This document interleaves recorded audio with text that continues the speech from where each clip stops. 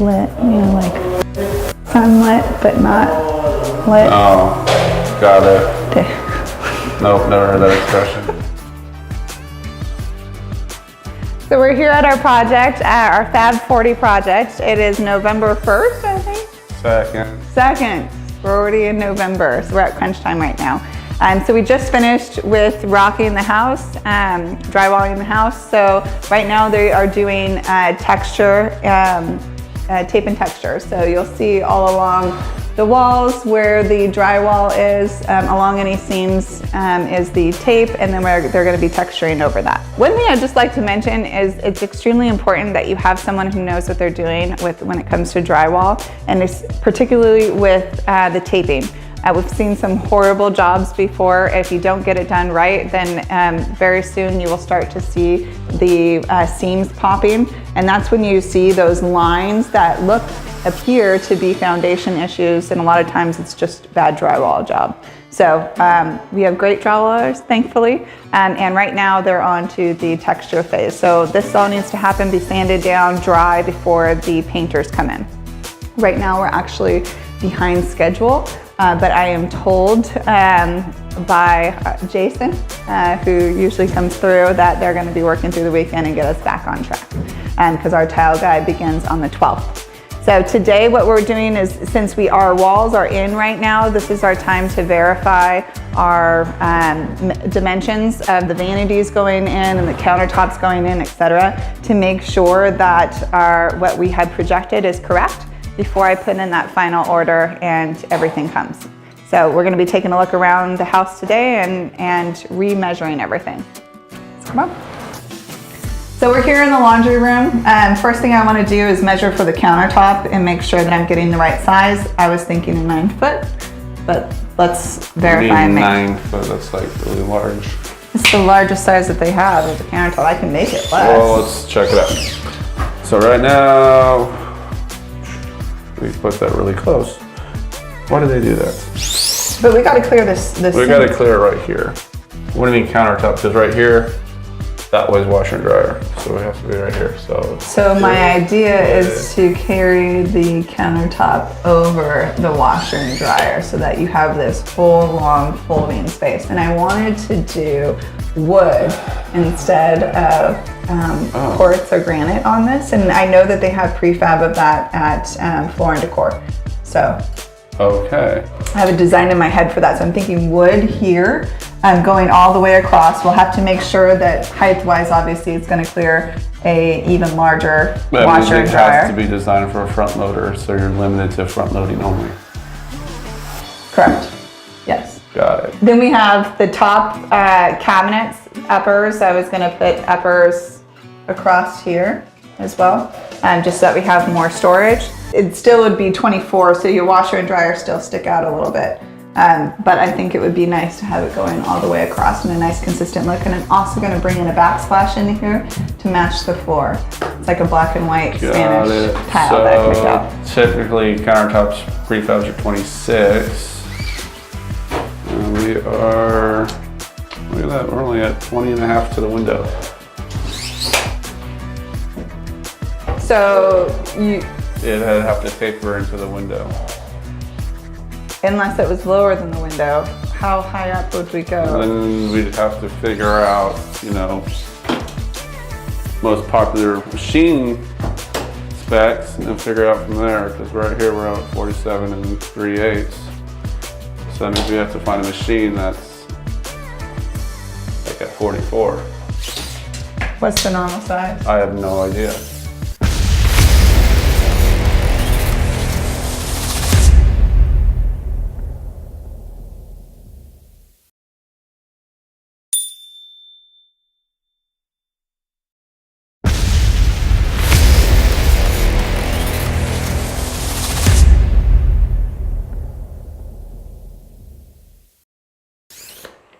I'll call Maddie, she can find out in like 5 minutes. All right. Okay. So that's that, and then over here we still have our built-in that'll hang all the jackets and umbrellas and shoes, boots, whatnot over here. Makes sense. All right.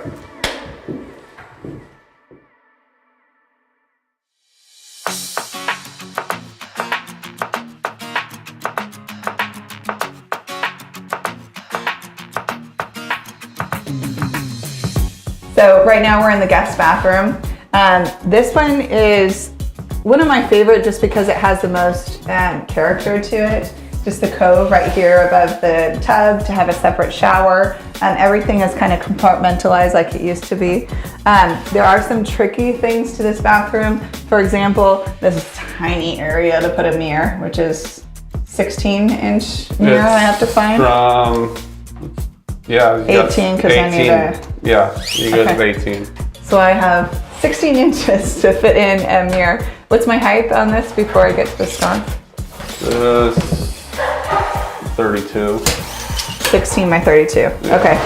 And then we're gonna recheck. We've already measured all of these, but I just want to make sure before I hit the submit button on the... What was this one? Vanity. Do you remember? How big was this vanity? 48. Oh, we're good. We're good. Okay. One thing though I noticed yesterday is that this here, we need to get this refinished. Yeah, we gotta get that cleaned up. Yeah. I mean, it's great that we have the original. We always like to restore, but this has had some damage over here. The other thing too, I remember initially we were talking about putting, because I got that telephone faucet and that would be in the middle here, but you had to move it over there because of clearance, right? Yeah. Okay, I was trying to remember what it was. All right. Okay. And I already picked the tile for this bathroom already. You're gonna love it. Okay. You say so. Get really exciting. Don't touch any of the walls. They are just texturing right now.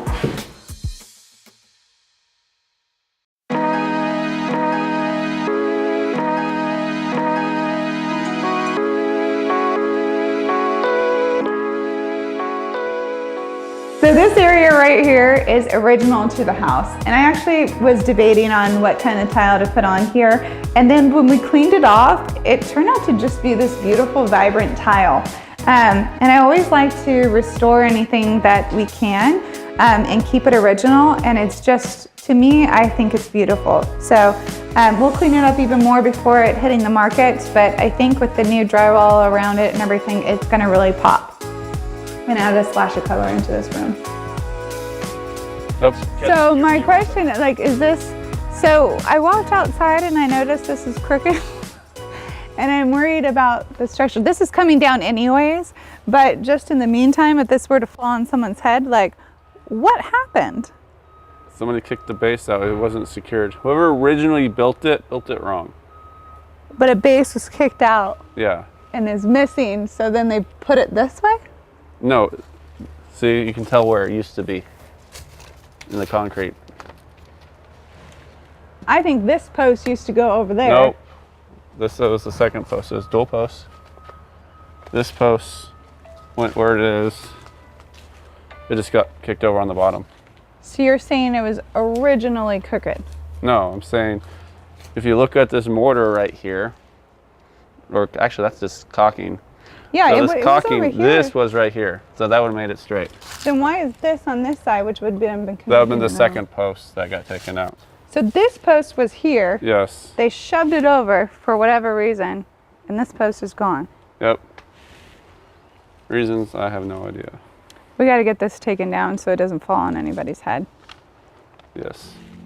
Oh, and while we're out here, for the landscaping, I was thinking of doing, like, running a perimeter around the whole thing, doing it with rock, like river rock, and I wanted to light it.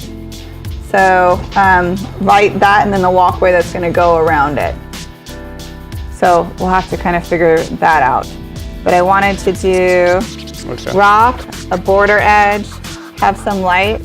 I mean, even if we attach lights onto the bottom of that, or yeah, whatever ideas you got, but I want to have a pathway coming in. We'll probably do DG, I'm thinking. We still got to figure out drainage too, because drainage, yeah, because we don't want everything going underneath the deck. Yeah, absolutely. So always grade away from the house, or away from underneath your deck, so things aren't sitting underneath there.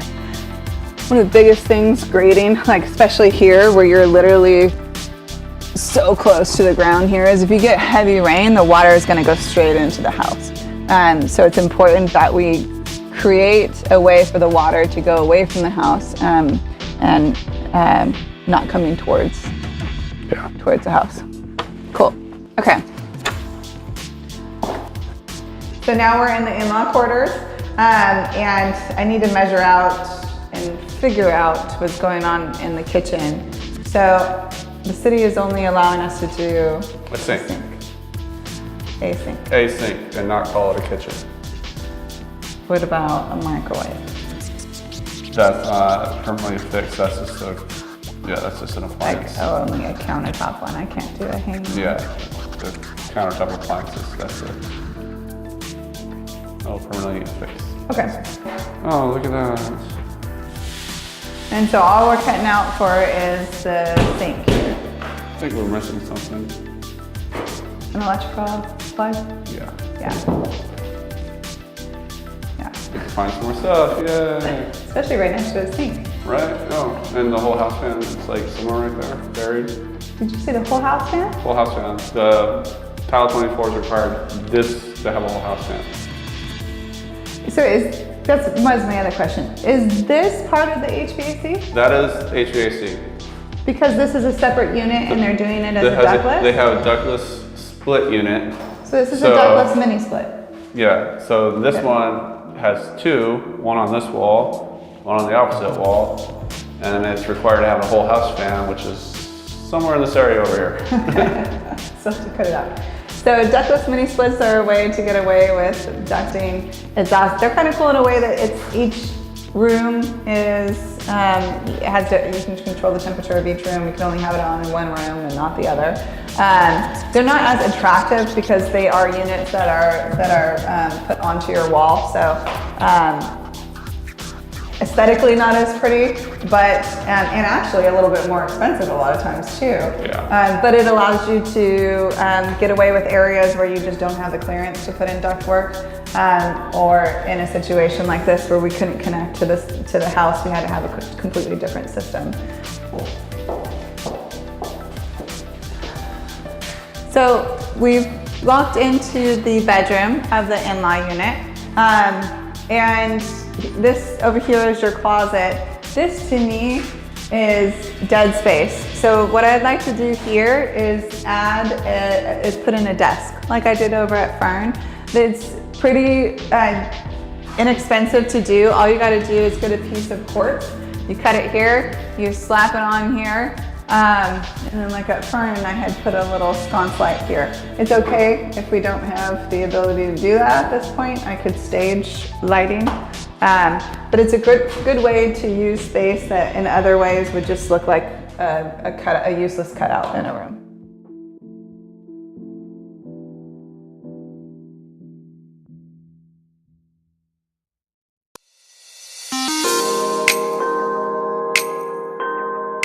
So let's go over our numbers for this week. We did have some changes in the budget, primarily due to drywall patches was $1,043. A huge issue with our plumbing. We had to get all new finish plumbing items, and we won't be able to return the ones that we have because they are past the return date. So we'll have to keep them for another project. But that brings our total for plumbing up, budget up by $5,095. We also had some more lighting. I've been going a little nuts on my lighting lately, but I really think that that's one of the things that makes our house stand out opposed to others. So we increased the budget by $3,210 in lighting, and we had some dry rot repairs that needed to be done of $855. So our total for this week was $10,203 in budgetary changes. That brings our new total budget to $403,310. Ouch, we've crossed the $400,000 mark. Our new projected on-market date is November 26th. Unfortunately, that big plumbing issue caused us another week in delays. So we're now looking at hitting the market after Thanksgiving, unfortunately. But hopefully that is a good thing that we can get through that holiday and be able to get on the market well before Christmas. So that's it for this week. We will see you next week.